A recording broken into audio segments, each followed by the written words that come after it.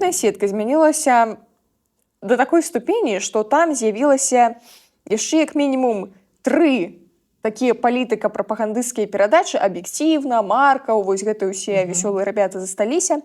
Дадаўся яшчэ Ігар Тур са сваёй аўтарскай перадачай «Прапаганда» у двукосе. Ну, прям, пацаны нічога не саромяцца. Прапаганда. Чувакі, гэта не постыронія. Калі вы рэальна пад назвай «Прапаганда» робіце прапаганду, ну, гэта не постыронія, і вас тут двукосе не выратуе ніякім чынам.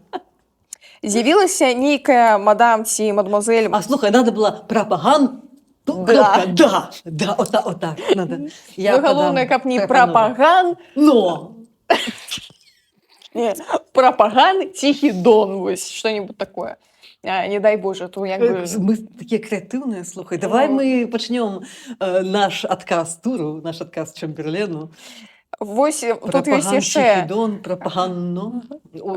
Класс, супер, я ўжо готова. Тут ёсць яшчэ нейкая спадарыня Марына Караман, якую я ад пачатку прачытала як Марына Карман. Ну, ты читаешь праз раз, я ведаю, да. Гродзенскі філфак адчуваецца. Ну, так, конечно. Это вам не это ваше Клецкое инженерно-техничное училище. Магілёўскі машинабудаўнічы інстытут. Так. Да. Магілёў ліфтмаш. Ну, уже нема, да. Нема таго, што раней Нестэты. было. А вось, і яшчэ праграма нейкага гаспадара Лаўрова, і прычым гэта не той Лаўроў, які нейкі там расійскі міністр ці хто, гэта нейкі іншы Лаўроў.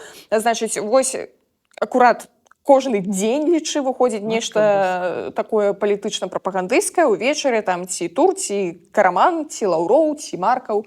Вось. Акрамя таго, з'явіліся яшчэ... А калыханка ёсць? Ці гэта замест калыханкі? Калыханка, па-моему, выходзіць на Беларусь-1. Навошта вам калыханка? Вы паслухалі Тура і пайшлі спаць. Ну, ён расказаў пра што ён там расказвае, і ўсё. Трактор што-то паша. Трактор паша, змагарнічае. Людзі борюцца за мір. И синий трактор, да?